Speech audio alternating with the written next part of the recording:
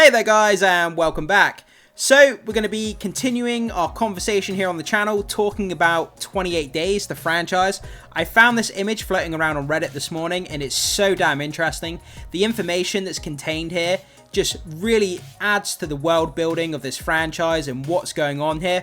Lots of information and descriptions here talking about the UK and the surrounding countries and how they've tried to combat the rage virus and some of the key events that have taken place in recent years since the UK became infected. So we're going to get into all this information here, guys. And I just want to say as a note before we get into it, this information is unverified and the source of the person who put this together as well cannot be verified either. But either way, I find this ridiculously interesting and I thought you guys would as well. While both the royal family and most of the cabinet, including Prime Minister Tony Blair, were able to escape to Northern Ireland and then Canada during the initial outbreak, the failure of the 2003 repopulation effort, led by Queen Elizabeth II, she had to make the difficult decision to formally dissolve the United Kingdom and the Commonwealth, which was carried out in a solemn ceremony in Ottawa in 2007. Meanwhile, in the United States, the heavy cost of the ongoing quarantine of Britain, amounting to over $85 billion in 2028 and 2029, has led to the increased support for a nuclear strike against the island to eliminate the rage virus once and for all. It became one of the key issues during the 2028 Republican primary, with Texas Senator and advocate of a nuclear strike Ted Cruz narrowly losing to former NATO Supreme Commander General Mark Milley, who would go on to defeat Minnesota Senator Amy Klobuchar. However, a secret US-Russian agreement signed under President John McCain in 2011 does allow a preemptive strike on Western Europe should the virus reach the shores of mainland Europe again. So, now that we finished reading that description in the top right hand corner of the image, we're going to go around in a clockwise position and we're going to read some of these key important events that are laid out in these small descriptions and see exactly what's been happening with the UK since it's been under quarantine and the surrounding European countries here. So let's start off here. Britain is subject to a total and strictly enforced NATO no-fly zone. A number of civilian aircraft have been shot down after straying into it.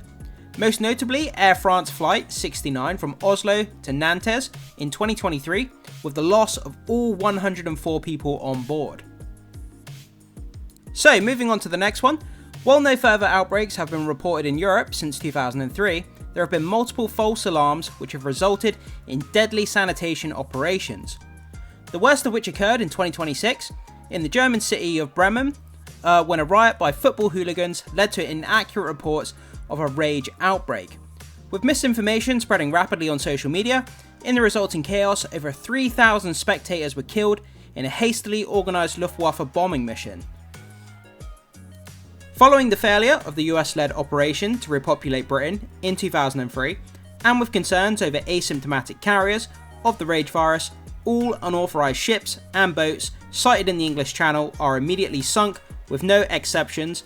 In one infamous case, in 2004, seemingly uninfected family of survivors were gunned down on the beaches of Calais by French soldiers. The 2003 rage outbreak in Paris was narrowly contained, but only by extensive NATO bombing operations. Including bunker buster bombs and white phosphorus, decades later, the destroyed centre of the city remains off limits and the outer suburbs are mostly empty. The French economy continues to suffer, and France's pre-outbreak population of 60 million has been reduced to 35 million, with millions of French citizens choosing to leave for Germany, Spain, and the United States. The entire coastlines of Eastern Ireland, Northern France, Belgium, and Western Netherlands are now heavily fortified military zones. Entry is forbidden to all civilians, with standing orders for use of deadly force for anyone attempting to enter. Economically devastated in the aftermath of the outbreak in Britain and the influx of refugees, the Republic of Ireland has now received over $100 billion in aid from the US as part of the Ireland Recovery Act.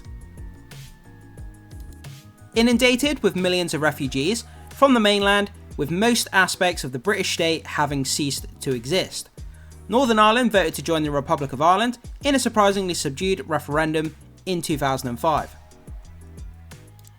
A permanent 1,000-mile naval blockade surrounds Britain, patrolled by navies of over 9 countries. The US Navy alone commits an average of over 100 ships to the blockade, including 3 carrier strike groups. So there you have it, guys. The descriptions around the map of the UK being infected. It just shows these key events that have been taking place since the UK become infected. And I mean, the countries that are patrolling around the waters around the UK, they're not taking any shit. They're killing civilians on sight. They're taking no risks. They've talked about setting off a nuclear strike in the UK. Just ridiculously crazy stuff, man. Like blowing up the country is an easier solution rather than spending all this money, time, military manpower to kind of keep manning the waters and, you know, to try and keep all the European countries safe. Is it easier just to set off a nuke and just blow up the country and get rid of the rage virus? That's what they've been suggesting. Could we see something like that play out in the subsequent movies that are coming out in the next few years? I'm not really sure, but it'd be interesting to see from other countries' points of view what they're going to think about doing with this rage virus if they can't dampen it or get rid of it.